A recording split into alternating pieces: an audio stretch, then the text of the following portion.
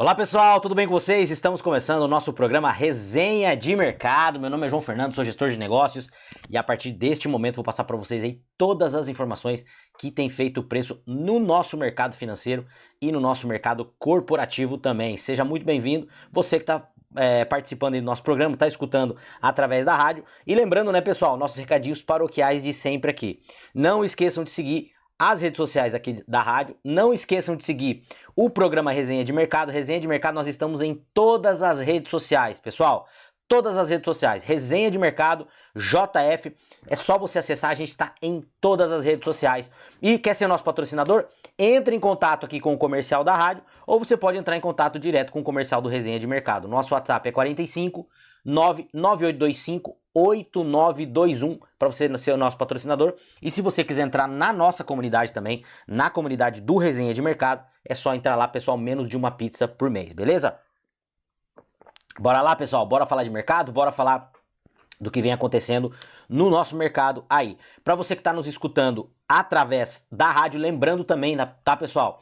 Nosso programa saindo agora inédito aqui na rádio, e depois ele sai na íntegra lá no nosso canal do YouTube e também no Spotify às 19 horas, toda segunda-feira às 19 horas, você pode rever o programa, você pode compartilhar o programa, enfim, lá você consegue fazer tudo isso. Beleza, pessoal? Bora lá falar um pouquinho de indicador aqui para vocês. Eu vou passar um pouquinho do que fez preço no mercado aí nos últimos dias aí, no mercado brasileiro e no mercado mundial, para preparar você aí para os investimentos. Então vamos ter, se eu não me engano, agora a partir do dia 22, né, mais taxação aí do governo americano em relação ao Brasil, e esse preocupante a gente vai falar um pouquinho daqui a pouco. Bora lá falar de Bovespa, pessoal. Bovespa nos últimos 5 dias, queda de 2,34. Será que nós não vamos chegar no final do ano nos 200 mil pontos? Pessoal, nós chegamos a bater 198 mil pontos. Se eu não me engano, foi isso mesmo, ó. No pico 198,657 mil pontos, a gente no dia 14 de abril. E desde lá o Ibovespa vem devolvendo e agora nós estamos ali na faixa dos 172, 170, 175 mil. Será, pessoal? Será? Nós estamos na metade do ano, né? Passamos a metade do ano. Será que a gente vai chegar a 200 mil pontos no final do ano? Se a gente tiver uma transição de governo, com certeza a gente bate 200 mil. Se a gente tiver uma continuidade, dificilmente a gente vai bater os 200 mil aí até o final do ano. Que isso também não quer dizer muita coisa, pessoal. A Bolsa Brasileira hoje, segundo especialistas, eu não sou especialista, eu sou um cara do varejo, eu sou um cara do dia a dia, a nossa bolsa é a bolsa mais barata do planeta. Mas não existe nada barato que não possa ficar muito mais barato. Isso quer dizer que eu não estou investindo no Ibovespa? Não. Eu estou investindo, continuo fazendo alguns aportes em algumas operações que eu faço de opções, mas a minha carteira de longo prazo, a minha carteira de aposentadoria, ela está em outro lugar, ela está em outro patamar. Eu sempre falo para vocês aqui, se quiser saber, entra lá na nossa comunidade. No mês aí, o Ibovespa deu uma recuperada, 3,23, e no ano, batendo aí, falei para vocês, chegamos a bater aí 198 mil pontos, estamos com uma alta aí de 8,22. Vamos falar de SP500, pessoal, que também deu uma caída. As empresas de semicondutores, empresas tiveram bons resultados, por exemplo, a TSMC superou a expectativa, acabou caindo, Bolsa da Coreia caiu também. Pessoal, só para vocês terem uma ideia, a Bolsa da Coreia, ela tá mais volátil do que na época da pandemia. É isso mesmo, só para vocês terem uma ideia. A bolsa lá da Coreia do Sul, que é basicamente a Samsung e semicondutores, tá com uma volatilidade maior do que a época da pandemia. E aí, pessoal, não é só a bolsa coreana. Guardadas as devidas proporções, a gente está tendo uma volatilidade muito grande. Por quê? Porque a gente está tendo muito ruído no mercado. O mercado, ele está cada vez mais instável. A gente está cada vez vivendo mais lá o VUCA, né? O mundo VUCA, o mundo Bunny, né? Onde tudo é incerto, tudo é muito volátil, né? Todas as coisas são muito ambíguas, né? Então isso traz muita dificuldade, principalmente para quem está começando nos investimentos aí, que às vezes está entrando, tá vendo lá o seu patrimônio cair, e isso afeta demais a cabeça do investidor. Pessoal, SP500 estão 1,19 de queda aí nos últimos 5 dias, no mês 0,57, praticamente no 0 a 0, e no ano recuperando bem aí uma alta aí de 8,74. Vamos falar um pouquinho de dólar americano? Voltou a dar uma caída aí nos últimos 5 dias, pessoal. Fechando aí a 5,10, 0,77. No mês, tá um acumulado aí de uma queda de 1,39, chegou a bater ali 5,22, né? E no ano, pessoal, o dólar, que já teve caindo bem mais, né? O dólar chegou a ser cotado ali a 4,90, né? Deixa eu ver se ele chegou a bater menos que isso. 4,90 foi a mínima do dólar, no dia 12 de maio.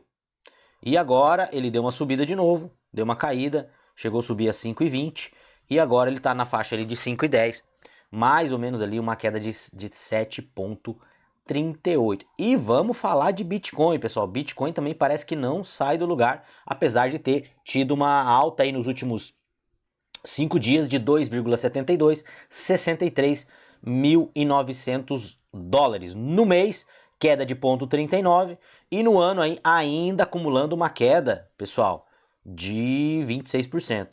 Lembrando que no dia 13 de janeiro, isso mesmo, dia 12 de janeiro, deixa eu pegar aqui, peraí, a maior alta dele, a maior alta foi no dia 15 de janeiro, chegou a bater 96 mil dólares. E aí a gente tem a tal da tese da rotação.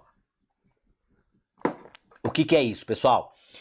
Muita gente saindo de renda fixa, saindo de emergente, saindo de Bitcoin, para indo e foram para semicondutores. A gente tinha o tal do trade crowdado, que o pessoal fala no mercado. O que é isso? Quando há uma concentração muito grande de um lado, ou seja, muita gente apostando na mesma posição. Muita gente, se eu não me engano, pessoal, é uma das maiores alocações hoje de peso de portfólio tá em empresas de tecnologia lá nos Estados Unidos, e é um peso gigantesco. E qual que é o problema? Que hora que esse mercado começa a virar, as empresas, as pessoas, as instituições, elas começam a sair, isso começa a gerar uma queda muito abrupta e começa a ter problema de liquidez e aí acaba derretendo. Tanto é que a gente teve aí algumas empresas semicondutores que caíram bastante. A própria TSMC, se eu não me engano, chegou a cair 8%, que hoje é a minha segunda maior posição, não é recomendação, tá, pessoal? Minha maior posição hoje é Google, a minha segunda maior posição hoje é TSMC. Lembrando, pessoal, eu não comecei a comprar essas ações no hype agora das empresas de tecnologia, tá? A TSMC, se eu não me engano, eu já venho comprando há mais de 6 anos e o Google também eu venho comprando há mais de 4 anos. Então são empresas que eu já venho comprando. Ah, caiu agora, eu vou vender? Não, eu vou me preocupar? Não, porque continua a tese. Ah, mas aí eles estão com um capex muito grande, essas empresas vão se endividar. Gente, se quebrar as empresas de tecnologia, vai todo mundo pro vinagre antes. Tá? Então a gente tem que sim que olhar o mercado, ver o que está acontecendo, mas o investimento de longo prazo ele é um pouco diferente do investimento de curto prazo, a gente não pode estar muito focado nisso aí. Se você quiser saber como que a gente faz, como que a gente investe para o longo prazo, pessoal, é só você entrar lá na nossa comunidade. E aproveitando agora, eu vou compartilhar com vocês aqui um dos nossos relatórios. Pessoal, toda semana eu mando 2 relatórios na nossa comunidade. Eu mando um relatório do mercado financeiro e mando um relatório do varejo brasileiro, completo, de tudo aquilo que eu estudo durante a semana. Eu mando um relatório no sábado e mando outro relatório na segunda-feira para a galera lá da nossa comunidade exclusiva. Você quer entrar na nossa comunidade?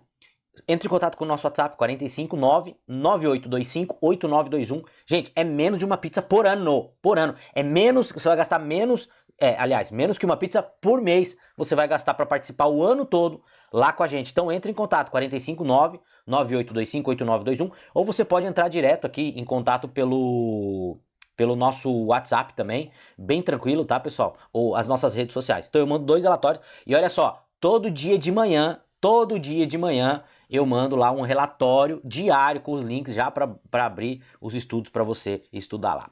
Beleza? Então, para quem está nos acompanhando na rádio aqui, eu vou ler. Se você quiser ver na íntegra aqui os slides, depois entra na nossa comunidade, que esse relatório aqui tem mais de 30 páginas, não dá para a gente passar tudo aqui para vocês, beleza? Então vamos falar um pouquinho aqui do Boletim Focus, né? No período ali de 11 a 16 de julho, o Boletim Focus divulgado pelo Banco do Brasil revelou uma importante assimetria na trajetória da inflação. Lembrando que a gente teve CPI e PPI americano que vieram abaixo do esperado, acabou dando uma segurada aí e acabou dando uma aliviada e pode ser que o Banco Central americano, FONC, lá, não aumente a taxa de juros, tá? Indicadores econômicos do Boletim Focus. Vamos falar que isso aqui é importante, beleza, pessoal? IPCA, o projetado anual, agora, é de 6,16. Lembrando que isso aqui muda todo mês, tá? IPCA 5, saiu de 5,30, agora a projeção é de 5,16. Só que, pessoal, de 5,30 para 5,16 não muda muita coisa. E, gente, isso aqui é inflação pra caramba. Porque a gente sabe que o IPCA, ele pega lá 9 segmentos, né? Aí tem um segmento que tem mais peso. É para quem ganha de um salário até 40 salários mínimos. Então, assim, é um negócio muito genérico. A gente sabe que a nossa inflação não é de 5%. A gente sabe disso. Isso impacta demais o dia a dia das pessoas. Ó, olha só. Aí o IPCA para 2027, a projeção saiu de 4,18, saiu para 4,20. A projeção maior. E aí a gente pensa assim, bom, se a gente tem uma previsão de inflação maior para o ano que vem, por que o Banco Central está baixando a Selic? É um contrassenso, é uma coisa que não tem muita lógica, né? Taxa Selic, 14, ficou em 14 e o PIB brasileiro também ficou em 1,99. Lembrando, tá, que a gente cresce menos do que os outros emergentes. Câmbio também não mexeu ali, ficou em 5,20. E aí, pessoal, outra coisa que eu quero comentar com vocês aqui, que é a recuperação extrajudicial da Oncoclínicas, né? O código lá Onco3 e o risco de crédito. Então, se você tem no teu portfólio aí a Oncoclínicas, eu não tenho, tá? Não invisto nessa empresa. É legal você ficar atento aí, porque eles entraram aí parece com um pedido de recuperação extrajudicial e é mais uma empresa aí que está passando dificuldade. Agora você imagina, você que está me escutando aqui na rádio, você imagina só, se essas empresas estão passando por dificuldade, imagina você empresário, imagina o pequeno, o médio empresário, que é mais de 90% das empresas brasileiras. Gente, tá muito difícil as coisas. Só que essas coisas, elas mostram também oportunidades para nós, tá? A engrenagem de crédito privado brasileiro sofreu um novo choque com o anúncio agora no dia 14 de julho, tá? Com um pedido de recuperação extrajudicial formulado pela Oncoclínicas, tá? O pedido de recuperação judicial, ela tá tentando antes negociar, antes de pedir a recuperação judicial, ela já tenta negociar lá, reestruturar. Ó, a reestruturação abrange um passivo, gente, de 5,1 bilhões em dívidas financeiras sem garantia, tá? Os créditos entre empresas do mesmo grupo, intercompany. O caso do clínico financeiro da Oncoclínica serve como um exemplo clássico da sobrealavancagem em ciclos de juros baixos pós-pandemia. E aí, qual que é o negócio aqui que a gente tem que entender? Você empresário, se você está endividado, muito provavelmente, tem o governo e tal, mas, cara, a culpa é tua. Por quê? Você achou mesmo que quando a Selic estava 2%, o Brasil ia viver um mundo de Selic de 2%? Você é muito inocente. Você não acreditou nisso, né? Então muitas empresas pegaram dívida lá quando a Selic estava 2, 3, 4%, que para o Brasil é praticamente zero, achando que essa Selic, que o mercado ia continuar do jeito que tá. Gente, olha só, não precisa ser muito esperto. A gente saiu de uma pandemia. A gente tinha uma vontade de consumir represada. E aí, depois da pandemia, foi aquele boom. Todo mundo querendo comprar. Por quê? E aí eu falo pra você, se você não entende de gente, você não entende de negócio. Pra gente entender de negócio, a gente tem que entender de gente. Porque nós fazemos negócio com pessoas. E aí a gente precisa entender um pouco de comportamento humano. Isso é uma coisa que me ajudou demais na minha trajetória como empresário, como vendedor, como investidor no mercado financeiro. Entender de pessoas. Eu venho estudando, pessoal, comportamento humano, eu venho estudando neurociência, neuromarketing, neurovendas, eu venho estudando isso há mais de 10 anos. E você não precisa fazer faculdade para estudar isso.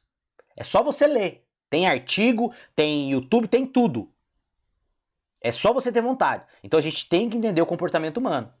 A gente teve aquele boom depois da pandemia, porque foi injetada muita grana, grana não, muita dívida na pandemia, que o governo anterior fez isso, né? Injetou bastante dívida no, no, no,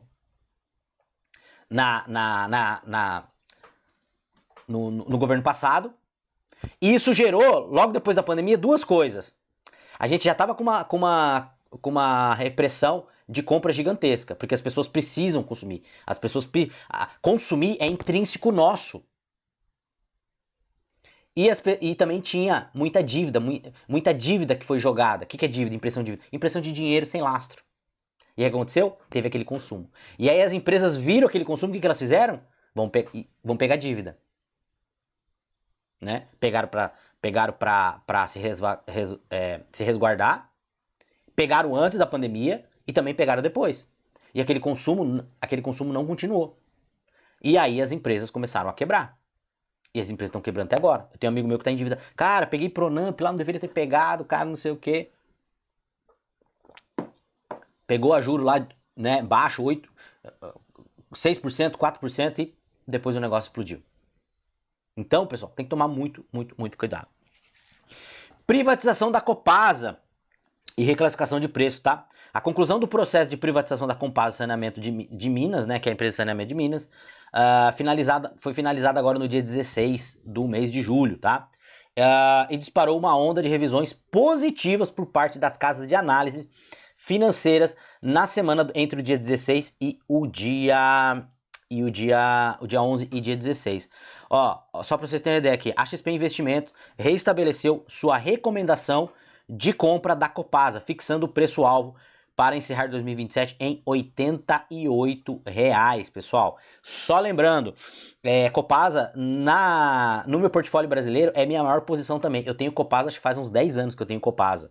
Tá? Não é recomendação, mas é uma empresa previsível e provavelmente vai continuar subindo aí. Então, se você tem Copasa, né, vale a pena aí dar uma analisada. Pessoal, Engie Energia, tá? Aumento de capital da Engie para integração de Giral. A Engie aqui estruturou e concluiu no dia 14 uma expressiva oferta primária de subsequente de follow-on, ou seja, vai lançar mais ações aí no mercado, tá? Movimentando um montante de 4,4 bilhões por meio de emissão de 274 milhões de novas ações ordinárias. O preço da ação foi fixado em 30,5. Interessante. E o prazo de formação de formação no livro de ordens, tá? O book. Representando um desconto defensivo de 5,5 em relação aos valores fechados da ação na B3, que é de 32,27. Lembrando que eu tenho a ação da Engie, e aí você tem que analisar se vale a pena você participar do follow-on ou não. Beleza, pessoal? Olha só, vamos falar aqui de CPI, isso aqui é muito importante, e do mercado americano também, beleza? Desaceleração do CPI americano e riscos de choques energéticos. Lembrando, pessoal, que o CPI lá é mais ou menos como se fosse o nosso IPCA aqui. Eles têm o CPI, o PPI e eles têm mais um indicador lá que agora eu esqueci. É o PPI, que é do produtor, o CPI, que seria mais ou menos o nosso IPCA aqui, e o PCI, que é lá um híbrido também entre o CPI enfim, esses dois aí, tá bom?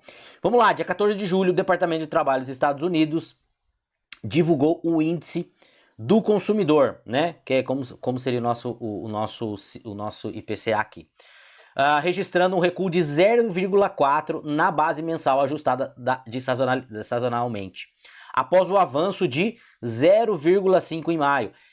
Este recuo mensal representou uma queda expressiva observada no custo de vida do americano nos últimos 4 anos. Na comparação anualizada, o indicador geral da inflação cedeu significativamente para 3,5.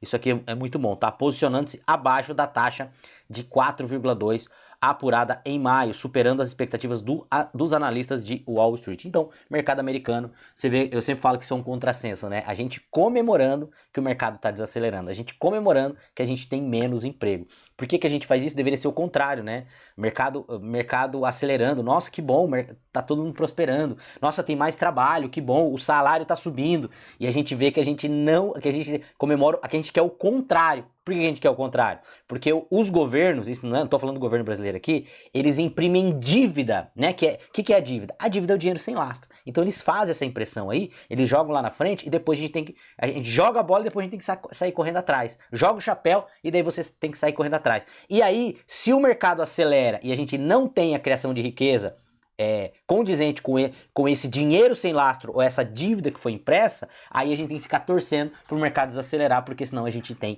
inflação. Fechou, pessoal? Vamos lá.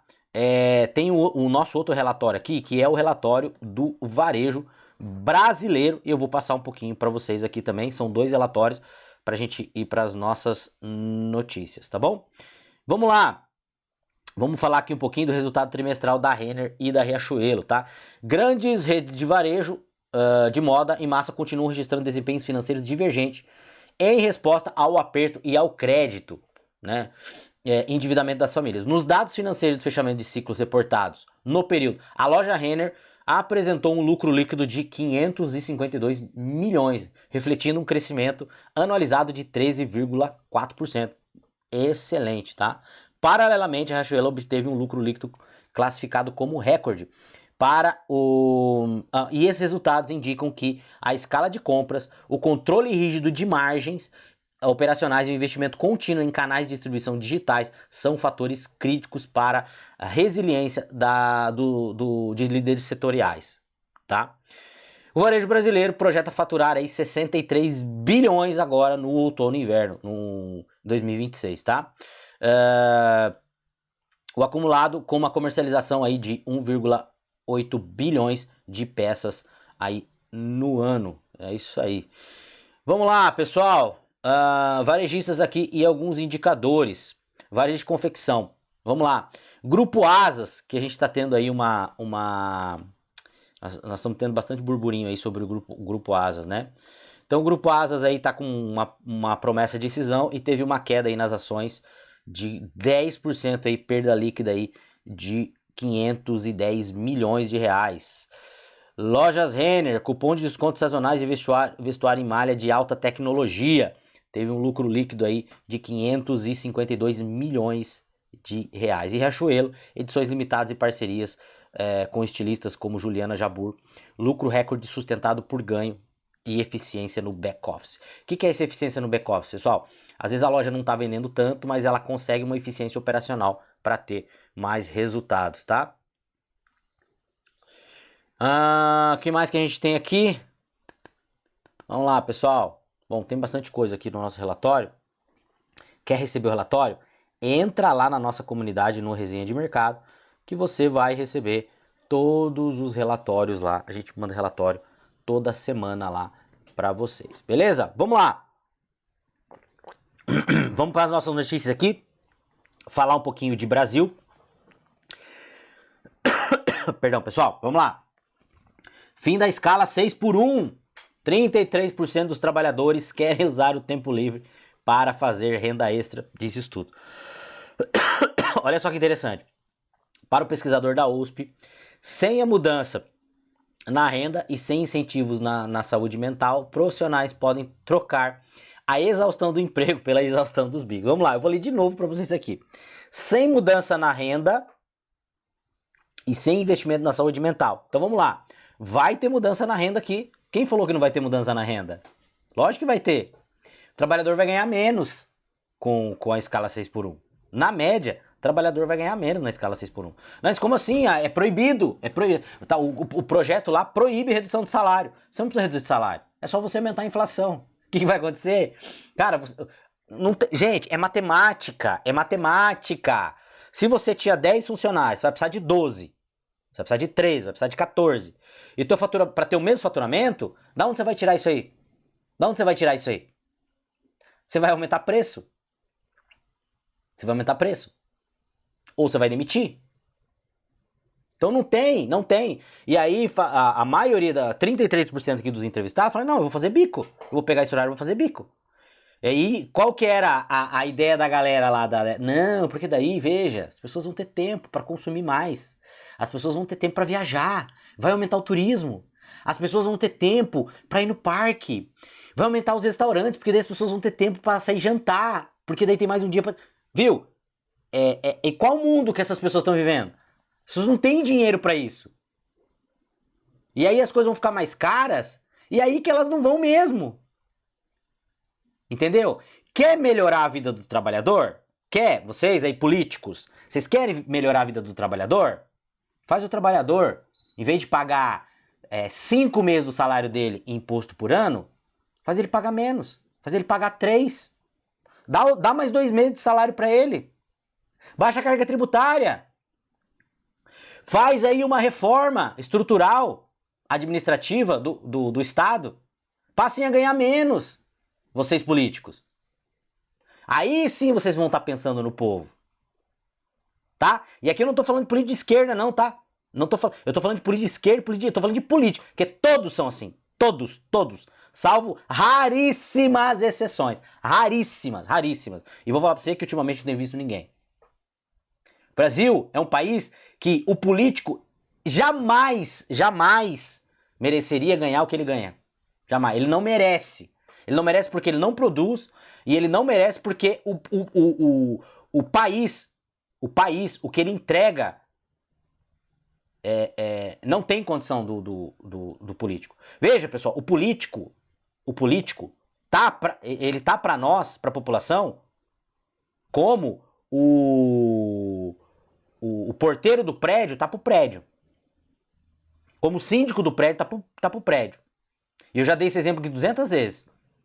Você arrecada 100 mil reais lá de condomínio no teu prédio. Você vai pagar 80 pro síndico? Você acha justo pagar 80 mil pro síndico e deixar 20 mil pro resto? Não, né? Não. Por que a gente aceita isso na política? Porque é o que acontece. 80% vai pra pagar os caras. Os 20 que sobra ali tem que fazer o resto. Tá errado isso aí, cara. Tá errado. Se a gente arrecadasse muita grana... E a gente tem arrecadado, né? Só que o que a gente tá fazendo? A gente tá aumentando o salário do síndico, né? Em vez da gente investir no prédio, que é o Brasil, mais segurança, né? Mais qualidade de vida para os moradores. Não, a gente tá aumentando o salário do síndico. É isso que a gente tá fazendo. Né? Então, é isso aí. E aí, ó, olha só que interessante isso aqui, pessoal.